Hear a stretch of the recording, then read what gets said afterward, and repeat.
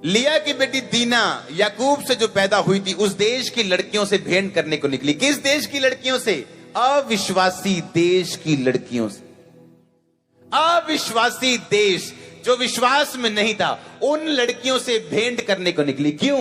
दिल कर रहा था नई नई सहेलियां बनाऊं, नई नई बातें करूं, नई नई जवान हुई हूं, अलग अलग चलो मीठी मीठी खट्टी खट्टी बातें करते हैं, अच्छा लगता है, खेलते हैं, नई नई सहेलियों से मिलेंगे, नई नई बातें सुनेंगे, नया नया कल्चर देखेंगे, नए नए घूमेंगे फिरेंगे, ऐश करेंगे, है ना? और क्या? और अगर आपकी संगति अविश्वासियों के साथ है तो आप कभी भी अविनाशी क्रिश्चियन नहीं बन सकते। आपके आसपास कैसे लोग होने चाहिए आपकी जिंदगी को बनाते या बिगाड़ते हैं? बाइबल कहती, पौलुस ने कहा, कहता अगर मैं तुम्हें यह कहूं कि तुम इस जगत में व्यभिचारियों, शराबियों, गलत काम करने वालों की संगति छोड़ दो तो तुम्हें जगत से जाना पड़ेगा, क्योंकि ऐसा कोई जगत ही नहीं है जहां ये लोग नहीं। पर कहता मैं वो संगति की बात नहीं कर रहा हूं कि उनसे हेलो करना छोड़ दो, उनको बोलना छोड़ दो, उनको बुलाना छोड़ दो। कहता उनकी संगति मत करो। वो ताश खेल रहे हैं और तुम दारू नहीं पीते हो, तुम क्रिश्चियन हो, तुम उनके बीच में ताश कैसे खेल सकते हो? तुम उनके बीच में जाके कैसे 2-2 घंटे बैठ सकते हो? तुम कैसे उनके साथ काम कर सकते हो? कैसे उनके साथ भागम भगाई कर सकते हो? कहता तुम्हारा उनके साथ कोई नाता नहीं, मसीह का बलियाल के साथ कोई नाता नहीं, अंधकार की ज्योति के साथ कोई नाता नहीं, अविश्वासी का विश्वासी से कोई नाता नहीं, उनके साथ आसमान जुए में मत जुतो। बाइबल कहती तुम्हारा अविश्वासी दोस्त हो सकता है, तुम उसे हेलो कर सकते हो, फोन पे बात कर सकते हो, उसको यीशु मसीह के बारे में बता सकते हो, पर उसकी किसी आदत को तुम लेना शुरू कर दोगे अगर तुम ज्यादा उसकी संगति में रहना शुरू कर दोगे तो। चाहे आप जितने मर्जी अच्छे क्रिश्चियन, अच्छी चर्च में जाते हैं, अगर आपकी संगति सही नहीं है तो आप अविनाशी क्रिश्चियन नहीं बन सकते। आप ऐसे क्रिश्चियन नहीं बन सकते जिसको नाश नहीं किया जा सकता। अपने पड़ोसी को बोलो, चूज फ्रेंड्स वाइजली। बोल, अपने दोस्त बड़ी बुद्धिमती के साथ, बुद्धिमानी के साथ चुनना। एक सलाह मैं आपको देना चाहता हूं, ध्यान से सुनना। अगर आपके दोस्त अच्छे नहीं, आपकी लाइफ कभी अच्छी नहीं हो सकती। मैं ऐसे लोगों को पर्सनली जानता हूं जिनके दोस्त कभी अच्छे नहीं रहे और खुद वो स्वर्गदूतों को जितना अच्छे हैं। कहने का मतलब उनके जितना अच्छे तो नहीं हो सकते, कहने का मतलब काफी अच्छे हैं दुनिया के हिसाब से। कुछ कमियां हैं उनमें लेकिन अच्छे हैं, पर दोस्त कभी अच्छे नहीं चुने लाइफ में। जब भी चुना शराबी चुना, जब भी चुना फिर शराबी चुना, जब भी चुना खाने वाले चुने, सिर्फ जो खाते हैं। और जिंदगी कभी सेट नहीं। जब तक आपका आसपास सेट नहीं होता आपकी लाइफ सेट नहीं होती। यीशु मसीह ने कहा, पतरस लोग मुझे क्रूस पे चढ़ा देंगे, लोग मुझे मारेंगे और मैं तीसरे दिन जी उठूंगा। पतरस साइड पे ले गया, परमेश्वर को बोलता है, ए प्रभु तेरे साथ कभी ऐसा ना हो, आज के बाद कभी ऐसा मत बोलना। परमेश्वर ने कहा, शैतान मेरे सामने से दूर हो जा। पतरस ने कहा, क्या कहा? शैतान। क्योंकि शैतान जो है वो आपके क्लोज लोगों के माउथ को, उनके मुंह को इस्तेमाल करता है। एक ऐसा व्यक्ति जो खुद शराबी है, आप ज्यादा उसके साथ बैठ के क्या लेंगे? आप शराब पीने के फायदे ही उसके मुंह से सुनेंगे और कुछ नहीं। आपको लगता है एक शराबी है, उसके पास बैठो, 5 मिनट वचन दो, 10 मिनट वचन दो, प्रेयर करो, उसके बाद उठ जाओ। उसको परमेश्वर में आने का मौका दो। खुद अपने आप को मौका ना दो उस शराब में फंसने का। व्यभिचार की काउंसलिंग नहीं करनी। हाँ, गर्लफ्रेंड की काउंसलिंग करने नहीं बैठना। हाँ मैं तुझे बताऊंगा, तू फलानी चर्च जाया कर। चलो कोई नहीं, रूह बच जूगी। एक बहुत रूह हैगियां बचान ली, बहुत बुजुर्ग बैठे हैं बचान ली, पर तू कदी उन्होंने नहीं बचाया। हाँ, जवान तेनू दिख दी है बचान ली। बाइबल में लिखा, व्यभिचार से भागो, भागो वहां से। तुम इतने मजबूत नहीं हो कि तुम वहां खड़े रहोगे और टिके रहोगे, भागो वहां से। अगर तुम्हें लगता है सामने व्यभिचार है, कोई पुट्ठी सीधी हरकत है, अपना मुंह दूसरी तरफ करो। यीशु मसीह ने कहा, शरीर का दिया आंख है। यदि तेरी आंख निर्मल है तो तेरा शरीर पूरा उजाला है। यदि तेरी आंख बुरी है तो तेरा सारा शरीर अंधियारा है। यदि जो उजाला तुझ में है अंधकार हो तो वो अंधकार कैसा बड़ा होगा। एक बार एक स्टोरी थी जो मैं आपको सुनाना चाहता हूं। एक आत्मिक व्यक्ति जो आत्मा में बढ़ रहा था, कहीं घूमने के लिए गया, इधर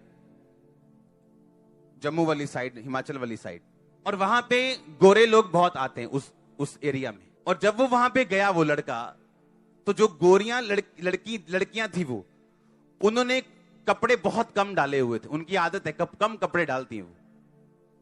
और उस लड़के ने जितनी देर तक वो वहां पे रहा उस एरिया में, सिर्फ गोरियों को नंगा ही देखता रहा। वो है क्रिश्चियन था वो। और जैसे ही उस टूर से वो वापस आया, उसको लगा कि उसके शरीर में कुछ गड़बड़ है।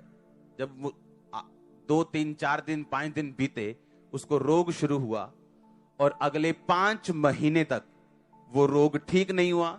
डॉक्टर्स के पास दवाइयां खा ली, दुखी हो गया, खाना बंद हो गया, कुछ भी नहीं था। फिर उसे समझ आई कि मैंने कुछ किया है जो बाइबल के खिलाफ है। ये दुनिया का दर्शन है। किसका? छोटा सा, मेरा बेटा बाहर चला जाए, हम रिटायरमेंट में खुश रहें, ये दुनिया है। क्या है ये? छोटा सा विजन है। हां, लेकिन ये क्या है? ये क्या है? ये आपकी प्लानिंग है प्रभु के लिए। सुनो सुनो ध्यान से। परमेश्वर ने कहा अगर ये उसने कहा अगर तेरी आंख क्या है? निर्मल, तो तेरा शरीर उजाला। क्या होगा? अब आप कोली लेके नहीं बैठे हो, आप क्या लेके बैठे हो? आप सबके पास एक एक टप है, आपको मालूम नहीं, इससे भी बड़ा है आपके पास। यीशु मसीह ने क्या कहा? उसने कहा तुम दुनिया से अलग हो। दुनिया देखती है कटोरी साइज का, तुम देखते हो टप साइज का। उस नंगी ब्रेस्ट को आप 2 मिनट के लिए देख तो सकते हो, पर उसके पीछे क्या है, अगर उस श्राप को भी आप देख सको, आप कभी नहीं देखोगे। कुछ लोगों के अंदर ये आदत होती, क्रिश्चियन लोगों के अंदर। और तू क्यों देख रहे? वही वह कपड़े देख रहे हैं। अच्छा, तो अपनी मम्मी के कपड़े तो ऐसे तो नहीं देखता, अपनी सिस्टर के कपड़े भी तो ऐसे नहीं देखता, इसके कपड़े तो ऐसे क्यों देख रहा है? नहीं, मेरे दिल में कुछ नहीं। बाइबल कहती दिल विल छोड़ो, अगर तेरी आंख बुरी, तेरा शरीर अंधियारा। कहता अगर उजाला बड़ा था तो अंधियारा भी क्या होगा? बड़ा होगा। आप लोग छोटा कोली लेके नहीं बैठे हो, आपके लिए बड़ा विजन है, बड़ी ब्लेसिंग है, पर अगर आप उसे करप्ट कर दोगे तो श्राप भी बड़ा होगा। परमेश्वर ने कहा अब्राहम, वो सारी पृथ्वी देख, पूर्व पश्चिम उत्तर दक्षिण, जहां तक तू देख सकता है ये तेरी है। काके, क्या परमेश्वर ने एक आम विश्वासी को ऐसा बोला? हां, एक आम बंदे को बोला जो उसको जानता नहीं था? बोला कि नहीं बोला? नहीं बोला। उसको क्यों बोला?